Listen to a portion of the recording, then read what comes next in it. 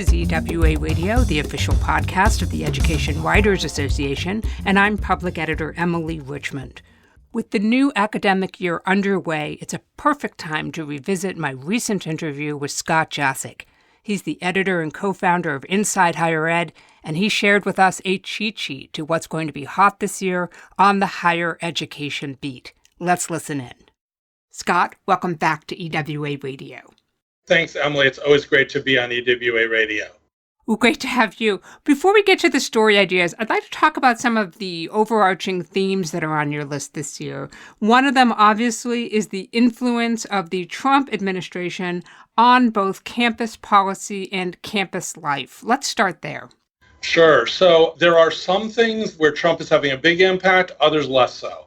After the budget deal was reached, Congress appropriated more money for student aid and for research than many expected it would.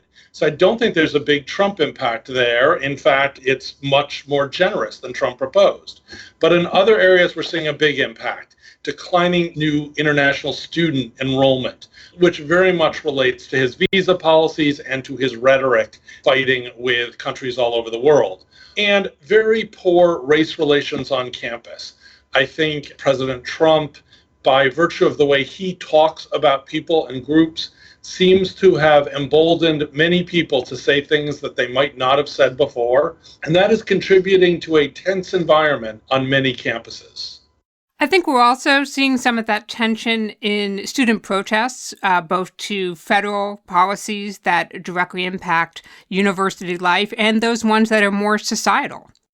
Absolutely. I mean, we're seeing protests over issues of racial tensions. We're seeing protests over society as a whole. I mean, right now, President Trump is very focused on the taking a knee movement in the NFL, but that was also present on campuses where many students feel very strongly that that was a worthy protest that should be protected by free speech rights. President Trump speaks about the importance of protecting free speech, but that seems to be an exception in his mind. One of the themes that you've alluded to that I want to dig into here is that idea of unpopular speech on campus. Let's talk about that. Absolutely. And we're also seeing a lot of debate and discussion over what to do about campus speakers who maybe nobody has invited. It was last summer that we saw the tragic events in Charlottesville, where white supremacists marched through the UVA campus, making certain chants and violating university rules in various ways. We've seen a lot of debate over how to ensure student safety without limiting free speech. And this gets very tricky. Many universities seem to be edging toward limiting rights for groups that nobody invited, as opposed to groups that some student or faculty member did invite.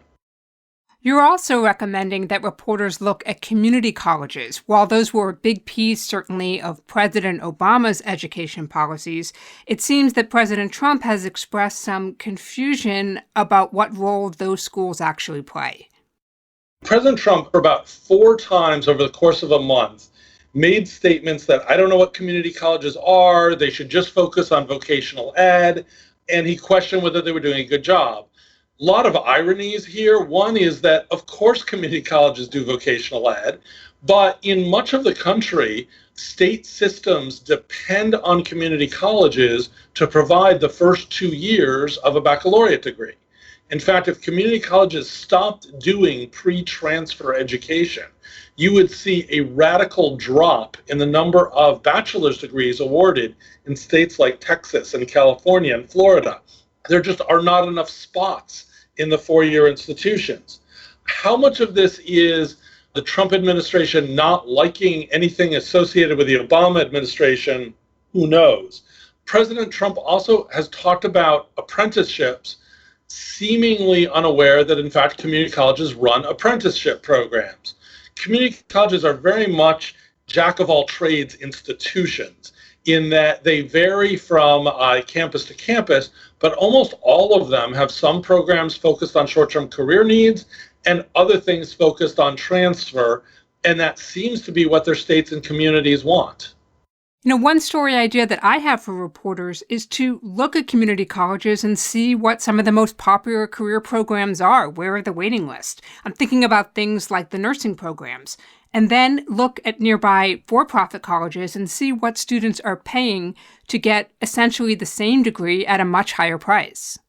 Absolutely. And in fact, not just nursing, but almost all of the health professions programs at community colleges, I think of as almost miracle worker programs, because the students who come out of those programs frequently go from being poor to being in the middle class. There is such demand in these fields.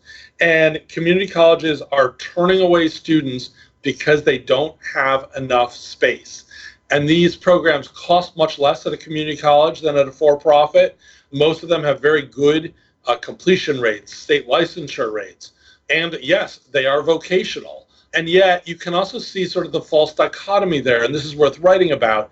Many people who start off with an associate degree in nursing, then work for a few years, then go back and get a bachelor's degree to advance their careers.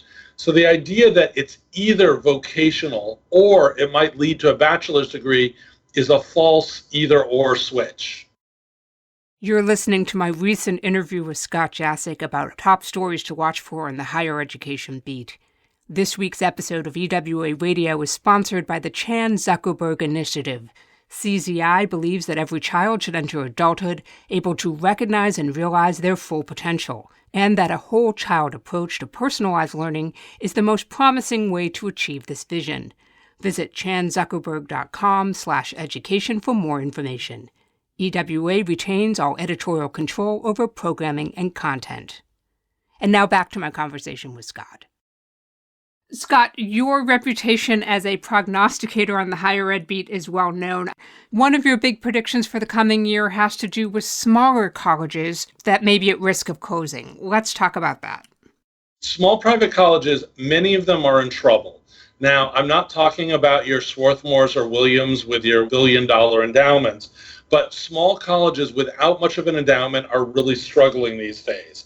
I talked about Mount Ida, which had just closed, or Atlantic Union, or Concordia, Alabama, that had just closed, or Wheelock, which merged into BU. But the day after I presented this at EWA, Merrillhurst outside of Portland, Oregon, announced it was closing.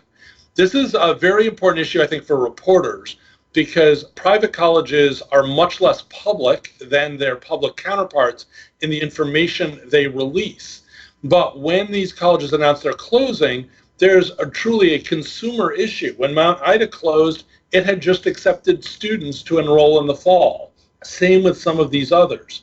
So I think while the red flags vary, generally if you're looking at a poorly endowed college, particularly those under 1,500 or under 1,000 enrollment, these days these are tough times for those institutions, and I would be looking into their finances. On the other end of the spectrum, let's talk about some schools with big endowments or at least very generous donors. You've suggested one story idea might be to look at the strings that are attached to some of those gifts. It's a wonderful thing for colleges when they get big gifts, but we are seeing more cases where the strings attached run counter to academic traditions. We wrote, and others wrote, about George Mason University, where it turned out that the Koch brothers foundations were playing a role in the selection and review of faculty members. This is generally considered a no-no. We wrote about UNLV, where a gift basically required the university to keep its med school dean and the president. Big surprise, this gift was approved by the president, who, for related reasons, is no longer the president. We wrote about UC Irvine, which got a $200 million gift. That's a very large gift, but it was to support integrative medicine that not all of the medical professors felt was truly the cutting-edge medicine. This is a tricky issue for colleges because many of them need generous donors, but a gift to a college can legitimize something and may or may not be consistent with the college's mission. I would encourage reporters, when they see a big gift announced, to not just go with, oh, wow, this is great, but to look at what the money's going for and any terms and conditions attached. In addition to some story ideas for reporters to go ahead and do, you do have some don'ts. And one of those you want to spike is that sort of perennial story about how tough it is to get into elite schools. Some of them you've already named. Well, so first of all, it's still true. It's still tough to get into elite schools. But frankly, you could just save that story. It will be hard to get into Harvard this year, next year, and for the next 30 years. The main reason, though, I discourage those is I actually think there is more movement and change when you look at how it is becoming more difficult to get into, say, the Cal States or CUNY. On the one hand, this is wonderful because people are realizing the high quality of education and frequently affordable education available there. But we're seeing a closing out of students who never were going to go to Stanford or Berkeley, but who in the past had good options at Cal State. Many state systems haven't kept up with the population booms in their state, so students aren't getting in. That's the real story, not that it's hard to get into Stanford. Well, while we're talking about admissions, how do you feel about waiting list stories? Waiting lists are a good story because there's a lot of evidence that waiting lists are getting out of control.